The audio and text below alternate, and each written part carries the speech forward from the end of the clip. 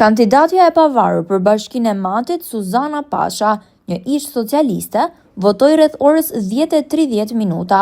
Ajo tha se vazhdon të jetë socialiste, ndonse idetë e saj me pjesën tjetër të partisë në këtë bashki u ndan për kandidaturën.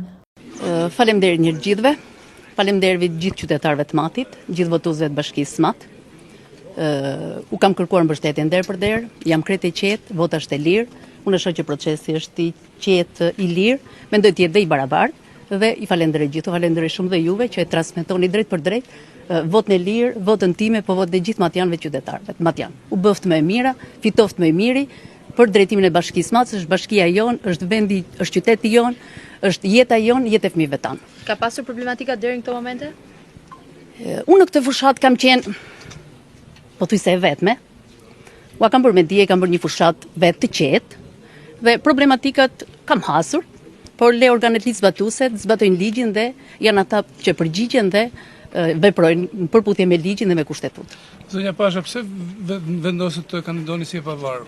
Sepse ju ishin struktuar Partisë Socialiste, presione mbështetësit tuaj për kandidaturën? Jo, nuk kam patur kërcënime, nuk kam se të kem kërcënime. Zgjedhja ime ka qenë e lirë, prandaj jam dhe kandidate e lirë. Unë realisht kam qenë socialiste, do të vijoj të jem socialiste, sepse është partia ime e zemrës. Ata mendonin të ishte kjo zgjedhje, unë mendova që duhet isha unë zgjedhja dhe unë kam kandiduar si e lirë, por u bëj thirrje dhe i falenderoj Partinë Socialiste, Partinë Demokratike, gjithë zgjedhësit e Matit.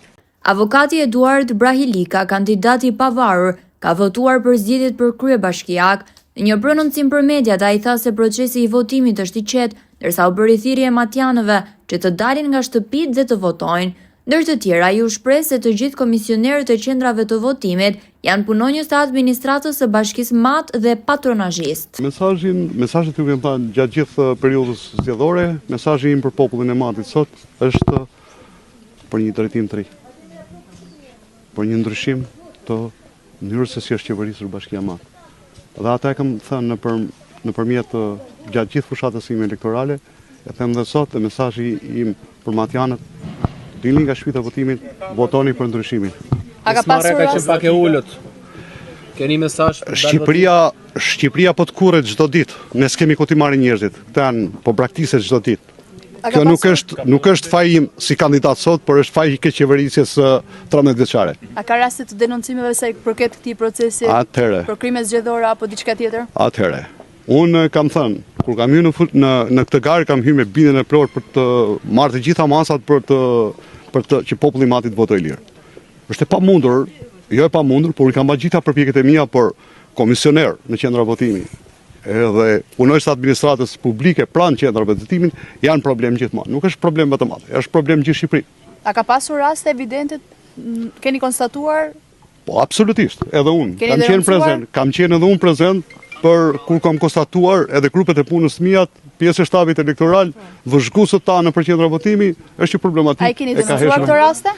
Atëherë unë kam stafin tim elektoral dhe për çdo rast që do të konstatohet shkelje të kodit zgjedhor të Republikës së Shqipërisë, normal që do ketë kallëzime. Deri në këtë moment ka pasur ndonjë kallëzim? Unë thash edhe një herë, unë kam stafin tim elektoral.